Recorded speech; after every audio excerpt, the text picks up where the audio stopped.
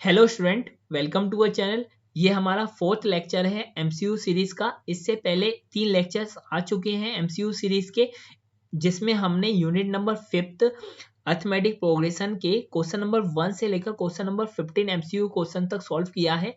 आज हम question number 16 से लेकर क्वेश्चन नंबर 20 एमसीयू क्वेश्चंस को कवर अप कर लेंगे। ओके, जो कि आपका टॉप 20 एमसीयू सीरीज चल रहा है, वो आज आपका यूनिट नंबर 5th का कंप्लीट हो जाएगा। तो चलिए स्टार्ट करते हैं। सबसे पहले क्वेश्चन नंबर 16 है।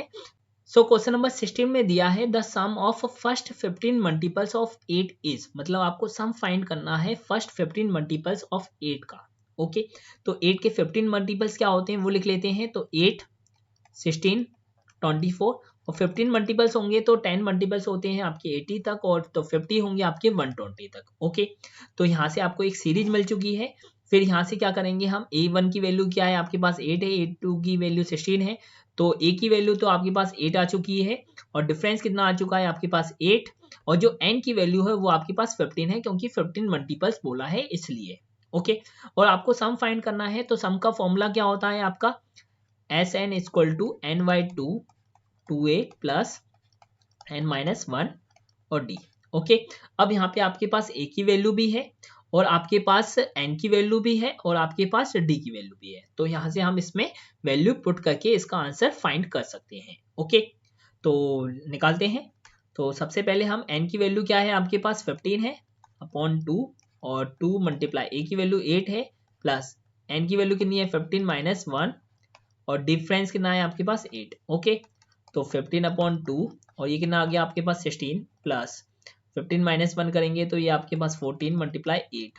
ओके, अब 15 अपॉन 2 और 16 प्लस 8 4 जा 32 और 3 कैरी, और ये 112 हो जाएगा। ठीक है, 112 को अगर हम प्लस करेंगे इसमें, तो 15 अपॉन 2 मल्टीप्लाई 112 को इसमें प्लस करेंगे तो कितना आएगा आपका 128। ओके, अब 128 को डिवाइड देंगे तो 6 और 4। अब 64 का हमें मल्टीप्लाई करना है 15 से। 15 4 जा 60, 15 6 जा 90 और 96, मतलब 960 इसका आंसर आ गया। जो सम ऑफ 15 मल्टीपल्स हैं उनका आंसर है 960। तो 960 ऑप्शन नंबर डी में दिया है, तो option number D is correct. अब नेक्स्ट क्वेश्चन पे चलते हैं। तो नेक्स्ट क्वेश्चन दिया है next terms of the AP √2, 3√2 and 5√2, मतलब इसका नेक्स्ट टर्म हमें फाइंड करना है कि फोर्थ टर्म्स क्या होगा। मतलब ये A1 है, ये आपके पास A2 है, ये आपके पास A3 है, A4 आपसे पूछा गया है। तो A4 मतलब क्या होगा आपके पास A प्लस 3D। ओके, तो इसमें आपको A और D की वैल्यू फाइंड हो गई, तो आप निकाल सकते हो कि A4 क्या होगा। ओके, तो निकालते हैं। A1 की वैल्यू आपके पास √2 है, A2 की वैल्यू क्या आएगी 3√2 में से अगर हम √2 माइनस करेंगे, क्योंकि आप डिफरेंस निकाल रहे हो, तो डिफरेंस क्या होता है आपके पास A2 माइनस A1।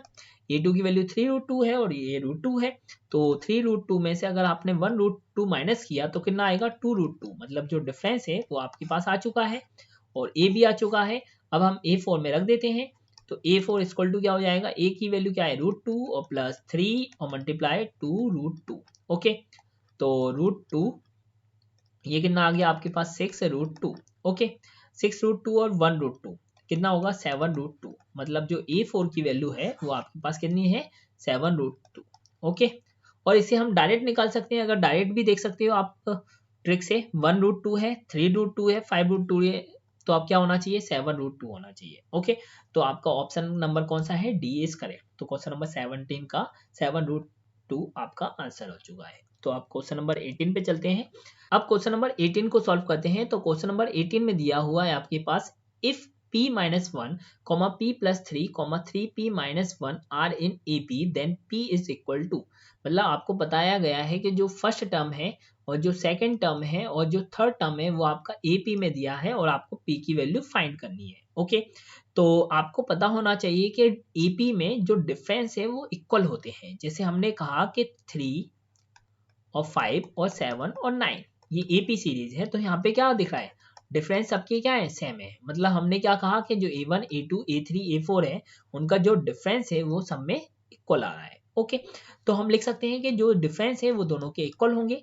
तो पहला हम डिफरेंस निकालेंगे A2 माइनस A1, और दूसरा डिफरेंस निकालेंगे A3 माइनस A2, क्योंकि A1 A2 में से A1 माइनस करोगे तब भी डिफरेंस आएगा, A3 में से A2 माइनस करोगे तब भी डिफरेंस आएगा। तो डिफरेंस आर द सेम, तो डिफरेंस सेम है तो हम लिख सकते हैं A2 माइनस A1 D है, A3 माइनस A2 D है। ओके, अब A2 की वैल्यू क्या है आपके पास P प्लस 3 माइनस A1 की वैल्यू क्या है आपके पास P minus 1 equal to A3 की है 3P माइनस 1 और माइनस A2 की है P प्लस 3। ओके, अब ब्रैकेट ओपन करेंगे तो P प्लस 3 और माइनस P और ये प्लस 1 इक्वल 3P माइनस 1, ये माइनस P और माइनस 3। ओके, अब P से तो P कैंसिल हो गया है, 3 प्लस 1 कितना हो गया 4, 3P माइनस P हो जाएगा आपका 2P और ये माइनस 1 और माइनस 3 कितना हो जाएगा -4, -4 लेफ्ट साइड आएगा तो वो 8 हो जाएगा और 2P। ओके, 2 का डिवाइड देंगे तो P की वैल्यू कितनी आ चुकी है आपकी 4। तो किस ऑप्शन में दी हुई है P की वैल्यू, ए ऑप्शन में दी हुई है। तो क्वेश्चन नंबर 18 का option A is correct. Okay, अब क्वेश्चन नंबर 19 को देखते हैं। तो क्वेश्चन नंबर 19 में क्या दिया हुआ है, if nth terms of an AP is this then its common difference आपको फाइंड करना है। मतलब जो आपके पास an की वैल्यू है वो आपके पास दी हुई है और आपको कॉमन डिफरेंस फाइंड करना है कि इसका कॉमन डिफरेंस क्या होगा। ओके, तो जैसे हमने कहा कि जो an की वैल्यू है वो आपके पास दी हुई है 7 माइनस 4n। ओके, तो यहाँ से हम सीरीज बनाएंगे और उसके बाद हम डिफरेंस की वैल्यू फाइंड कर सकते हैं। जैसे हमने कहा 4n इक्वल टू 1, तो a1 की वैल्यू हमारे पास है, n की वैल्यू 1 हो गई है, तो 7 माइनस 4 मल्टीप्लाई n की वैल्यू क्या है 1। ओके, तो 1 रखा है यहाँ पे हमने इक्वल 7 माइनस 4 मल्टीप्लाई 1 4 होगा, तो a1 की वैल्यू कितनी आ चुकी है यहाँ पे 3 आ चुकी है। ओके, अब ऐसे ही हम 4n इक्वल टू 2 के लिए निकालते हैं, 4n equal to 2, then a की वैल्यू 2 है, a2 निकालेंगे क्योंकि, तो 7 माइनस 4 और n की वैल्यू कितनी है 2। ओके, तो 7 माइनस 4 2 जा 8 और ये आ गया आपके पास -1, तो a2 की वैल्यू कितनी आ गई -1।